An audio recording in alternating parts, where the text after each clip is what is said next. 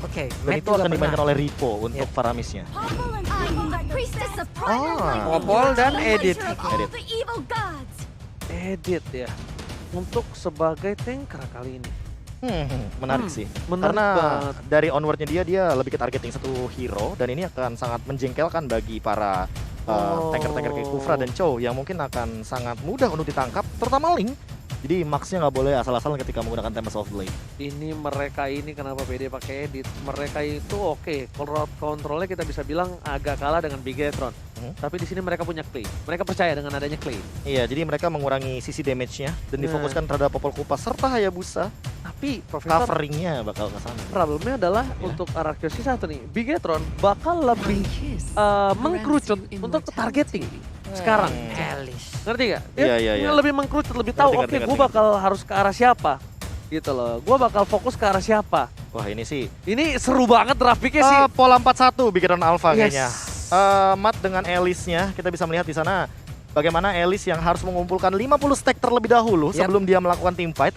Plus, ingat, Alice itu adalah satu hero yang bisa jump in ke arah belakang Oke. dan juga mengancam ke arah Yves-nya. Ditambah dengan adanya Winter Truncheon, ini mungkin akan menjadi salah satu umpan juga untuk beberapa hero, let's say seperti Glue, salah satunya yang nanti akan menggunakan Grand Grab, atau mungkin Hayabusa dengan Shadow Kill-nya. Wah ini jujur ya, dari draftnya seru sih. Nih draftnya Draftnya seru banget sih dua-duanya nih lebih Bang. ke egois untuk tim sendiri. Iya bener-bener Serius. kayak counter-counteran, bener-bener kayak hero nyaman juga ada di sini. Benar. So, ini dia.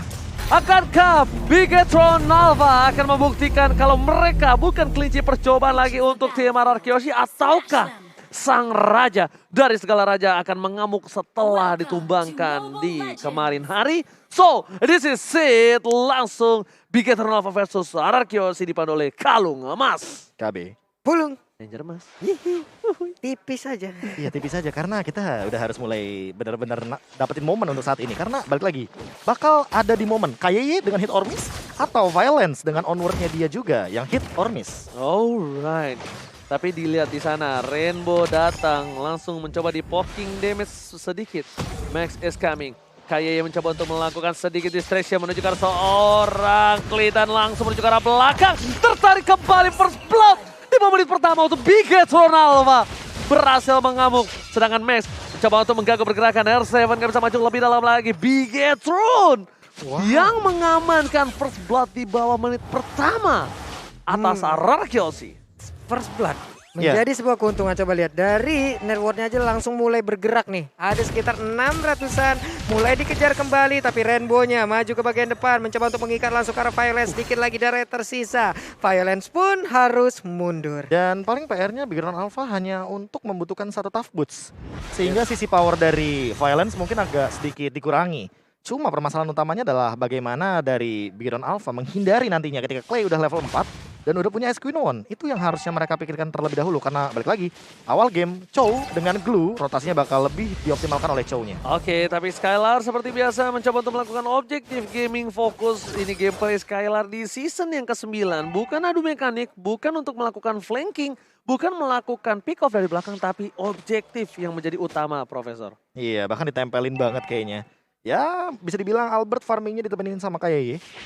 Sama seperti mungkin yang sering kita lihat juga, tapi untuk saat ini Ripo dia selalu mengamankan bush di bagian tengah. Ini membuat pressure dari Bigetron Alpha mungkin lebih optimal untuk di awal game seperti ini, apalagi dengan Way of Dragon. Gimana Pak Bulung? Nih dengan adanya pergerakan tadi padahal Ripo-nya masih cukup sabar. Padahal di depannya ada beberapa pilihan tadi yang bisa dilakukan. Cuman tidak ada follow up damage di bagian belakang karena tahu Link juga masih melakukan follow up damage terhadap Purple Buff. Yo weh, sabar dulu aja semuanya. Karena Turtle akan menjadi pertaruhan mereka. Akan seperti apa nanti jalan setelah Turtle yang pertama ini mulus kah atau tidak? Wow, tapi nampaknya lihat Turtle nggak mau terlalu terburu-buru didapatkan untuk kedua belah pihak. Lihat Albert kali ini bakal coba untuk ngedistraction. Gak ada flicker untuk seorang Violet. Mencoba di counter dan lihat freestyle dulu bot. Freestyle by TikTok tentunya dilakukan seorang Ripo. Berhasil mendapatkan 1 poin. Tapi R7 berhasil menangkap Rainbow. Keluar dari zona nyaman dan bahkan Rainbow kali ini masih coba untuk struggle. R7 harus turun flicker ke arah belakang. Menyelamatkan diri dan lagi-lagi Bigetron mendapatkan keuntungan.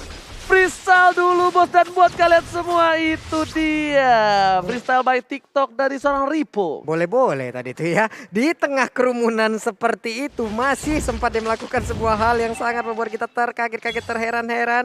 Tapi antara Skylar dan juga Matt yang menggunakan Alice, ini kan ada perbedaan dari sisi untuk memfollow up terhadap wave minion ya Prof ya? Iya, kayak clear wave minion tentu Matt lebih cepat, dan kalau ngomongin rotasi dia bisa farming dua lane. Tinggal gimana cara rotasi dari arah Kyoshi-nya aja yang harus lebih dioptimalkan, karena Background Alpha dari tadi kayaknya megang kendali dari mapnya. Bahkan sampai turtle pun diamankan tanpa kontes. Bukan masalah tanpa kontes saja, tapi juga tanpa ada purple buff. Kayak di depan sana, lihat langsung coba di commit, flicker ke arah belakang, mencoba membalikan kembali. Tapi ternyata Tyrant Revenge menuju ke arah bush. Tyrant Revenge. Saya Memang British gitu dia orangnya. Oke, Rainbow. Ada altar yang udah langsung dikeluarkan. Yap, dia berhasil diamankan, tapi Rainbow-nya pun untuk arwahnya mulai berkeliaran. Tapi ini untung kalau nggak salah dari tadi stack yang Rainbow miliki itu cukup banyak. Iya, 3 detik. Iya, harusnya lebih cepat. Nah, 3 detik sudah muncul ke arah Lune of Town. Dan tentunya di sini dari Bigetron Alpha, mereka bakal coba lihat gameplay dari tim Arah Kyoshi bermain pick over, tapi lihat Violence depan sana. Para pemain dari Bigetron Alpha mencoba untuk membalaskan keadaan. Max is coming, Clay menjadi pilihan. World Manipulation telah dikeluarkan dan KYE tertangkap. KYE kali ini menjadi korban tanpa adanya perlindungan dari para pemain dari Bigetron Alpha lainnya. Max is coming, mencoba untuk menyelamatkan jiwa dan raga dari kembarannya di arah bottom lane. Berhasil melakukan clearing minion. Arah Kyoshi kali ini ingin membalaskan keadaan. Lihat, langsung mencoba dikejar dari segi networknya. Bahkan poinnya 2 sama Pak Pulung. Iya, 2 sama. Di bagian bottom lane juga untuk outer turretnya, shieldnya udah dihabisin loh. Dari HP turret itu sendiri udah ada 1/4 yang langsung dimakan pula. Ini akan membuat Popoleng Kupa akan jauh lebih nyaman lagi, jauh lebih kaya lagi. Dan ini dia itemnya Prof. Iya, tentu ada perbedaan gold di sini, di mana dari Skylar-nya sendiri udah mengamankan 2 Legend Sword, dan ini akan memperlihatkan perbedaan dari gold shield turretnya. Udah hampir rontok dari bagian bottom lane, karena gold lane-nya kita tahu Matt butuh waktu banget untuk mendapatkan item scale up-nya. Oke, bakal lihat Python Kupa kayak gak punya flicker lagi, dan bahkan Shadow Kill menyangkut ke arah belakang. Membuat Albert berhasil mendapatkan 1 poin tambahan, dan Max gak bisa commit karena dia gak memiliki purple buff. Max butuh untuk mendapatkan purple buff sebelum dia membantu kawan-kawanannya, dan tapi di sini ada sedikit dilema. Dimana ketika Max kemungkinan besar dari tim Bigetron Alpha akan kehilangan momentum mereka di arah turtle, Profesor dan Pak Pulung. Yap.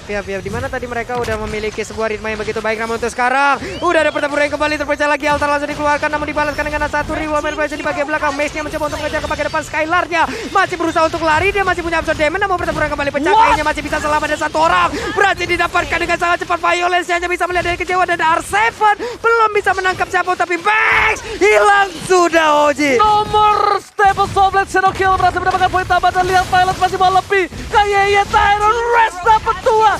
Gak ada follow up damage, tapi Albert tershutdown. Lihat pertempurannya tak ada habis-habisan, dan bahkan Ripo berhasil membawa R7 ke arah inner turret Pak Pulung. Wow. Sebuah hal yang begitu baik langsung diperlihatkan lewat sebuah team fight yang begitu panjang. Masing-masing dari junglernya pun harus menghilang, Prof. Wah, entah kenapa aku kaget banget ketika tiba-tiba grab-grabnya pun dilakukan ya oleh R7, dan itu jauh banget ternyata Ripo-nya. Udah berada di bagian dari inner turret, dan itu adalah damage yang harus terima yang terlalu banyak menurut aku, sehingga membuat R7 harus tumbang untuk pertama kalinya di game kali ini.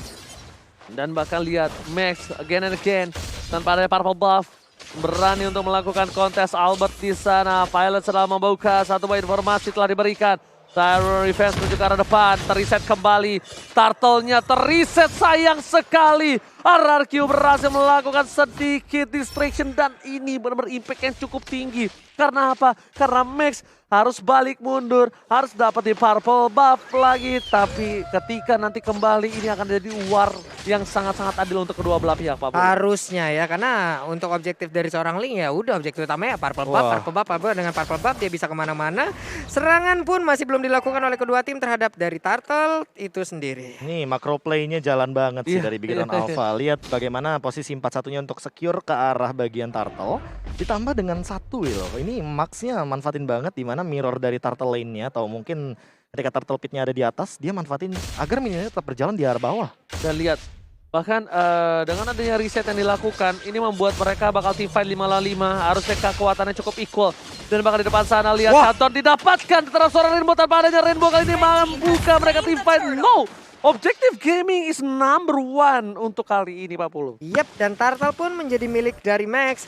Ini Max-nya masih mundur, Rokusa menjadi korbannya saat lagi. Orange buff akan langsung dimakan juga. Rainbow sudah hadir kembali. Ripo menjadi sang penjaga portal di bagian tengah. Dan ada lagi satu Tidal Rage-nya connect juga karena Violence hilang kali ini. Kayeye kali ini lihat dengan kuperannya again and again freestyle by TikTok. Berhasil mendapatkan satu buah poin yang cukup penting Violence karena Violence menjadi border. Violence menjadi salah satu pembatas antara Bigetron dan RRQC yang tidak bisa menginvasi jungle-nya Albert karena mengerikan akan keberadaan dari seorang Violence, Profesor dan Pak Pulung. Dan lihat freestyle dulu lepas. Albert jadi melihat Tempest of the tapi kuat Shadow masih mencoba dilakukan sedikit distraction tapi ternyata Albert tidak bisa melakukan Shadow Kill. Terlalu tipis darahnya dan harus dihilangkan begitu saja. Ini komunikasinya bagus banget ya Prof ya. Yes, itu timingnya si Ripo mainin banget dari The Way of Dragon, jadi nggak bisa langsung 2 kali ditendang dan itu bakal mengurangi durasi dari The Way of Dragon-nya sendiri. Yes. Jadi betul. ditungguin dulu baru dia tendang yang kedua. Yes, ditahan. Ditahan. Dan plus memberikan sedikit waktu untuk adanya Shadow Kill keluar. Dan kalau Shadow Kill keluar, ya udah kesempatan untuk Albert kabur dari area tersebut ya makin besar lagi. Tapi ada minusnya Pak Pulung. Apa itu? Kalau miss timing itu bisa putus. Yap. Tendangannya. Iya. Tendangan bisa putus. Tapi untungnya tadi langsung di follow up. Langsung ada Tempest of Blade. Untungnya yang ditendang Hayabusa. Iya. Kalau itu yang tendang Link bisa Tempest of Blade soalnya. Iya. Dan kalau dari damage Wah. deal-nya ya gila, lihat. Tendang Hayabusa. Kalau Link bisa Tempest of Blade. Iya kan Link ini musuh. Ya kan itu contohnya. Oh iya benar banget, tapi lihat kita di sini langsung saja kembali hidup dari seorang Rainbow mencoba menarik keberadaan Mode ghosting mode ghosting ya, mode cewek-cewek zaman sekarang. Wah. hilang tapi kembali lagi. Yes. Waduh. Dan Dalam bahkan- waktu 3, 2, 1. 1. Apalagi 29.000 total damage deal-nya membuktikan bahwa magical damage-nya begitu mengerikan. Dan Oke. bahkan harusnya Rainbow agak sedikit respect juga. Tapi lihat Ripo tanpa adanya flicker, lihat tak bisa bertahan Popolen Kupa. Dua Dragon dikeluarkan tapi lihat lumpuh. Ripo nggak bisa mundur ke arah belakang. Tersangkut pergerakannya. Dan bahkan para pemain dari tim Bigetron Alpha, mereka coba untuk melakukan Lord. Mereka membuka Lord kali ini dengan adanya 5 player yang sudah berkumpul menjadi satu. Wah. Mereka ingin melakukan overcommit. Menuju ke arah Lord. Para pemain dari tim Bigetron Alpha mereka mencoba untuk berkumpul menjadi satu. Tapi lihat Skylar masih terlalu jauh. Rainbow flicker ke arah belakang. Langsung ada Kayeye yang mencoba untuk membuka rumput. Membuka apakah ada keberadaan hatinya di depan sana. Tapi nampaknya tidak ada. Belum ada Pak, belum ada. Balik lagi, sabar lagi karena Bigetron juga masih Buset. harus menunggu. Ya memang ya Skylar ya fokusnya memang berbeda. Taret dan paret aja pokoknya. Gila Skylar. PT bongkar PT turret. bongkar turret sejahtera. Nah itu cepet banget loh Prof. Iya, Itu balik dia lagi. baru pecah turret yang over. Ya apalagi dia ada tambahan 15% untuk damage dari physical ketika dia memiliki item damage yang lebih mematikan. Makanya di sini perbandingannya adalah emang tinggal Skylar-nya aja nih yang mendapatkan 4 assist ditambah dengan banyaknya damage dari turret. Sehingga Bigetron Alpha walaupun dia menang dari segi objektif tapi balik lagi 3 turret ini membuat teman-teman dari RRQC keep up dengan goldnya. Hanya berbeda 1000 dari 3000 tadi. Oke, tapi bakal lihat di arah bottom lane dari Max. Bakal coba untuk fokus menuju. Gila. Mencoba melakukan poking terhadap R7. Mencoba dicolek begitu saja. Sedangkan di depan sana, para pemain dari tim Bigetron Alpha mereka masih coba untuk menjaga pergerakan atas tim RRQ. Violence is coming, Kayeye akan menjadi pilihan. Bakal coba di overcommit, tergigit dan bahkan masih ada flicker ke arah belakang. Overcommit yang dilakukan tidak berhasil nampaknya untuk tim RRQ. Tapi Rainbow tertangkap, Rainbow tergigit. Dan bahkan Ripo kali ini tidak bisa melakukan Way of Dragon.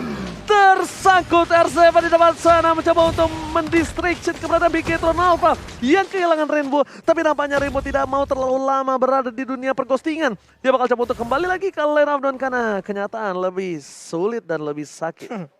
Kenyataan memang menjadi sebuah hal yang harus mendapatkan jawabannya tapi enggak. Terus sekarang karena Prof Elis, pro player yang main menit segini stacknya kira-kira udah berapa nih? Ya udah 50 sih pasti. Harusnya. Normalnya menit 9 udah 50 harusnya. Normalnya. Normalnya. Oke. Kalau dua lane dia bisa 8.30. Oke, Jadi lebih oke. cepat gitu loh. Oke, tapi Prof, lihat permainan tarik ulur, hating yang dilakukan dari kedua belah tim ini benar-benar bagus banget. Mereka trigger disiplin benar-benar bisa kita bilang bukan main-main. Lihat bahkan di depan sana dengan short skill yang banyak, Ripo Punya The Way of Dragon tapi tampaknya memilih untuk mundur ke belakang. Lihat damage dari seorang Violence terlalu sakit, bahkan Violence bahkan coba di overcoming. Berhasil didapatkan oleh seorang Matt. Flicker ke arah belakang, Clay, World Manipulation. Dan bahkan para pemain dari TP Gatron Alpha mereka terkocar kacir.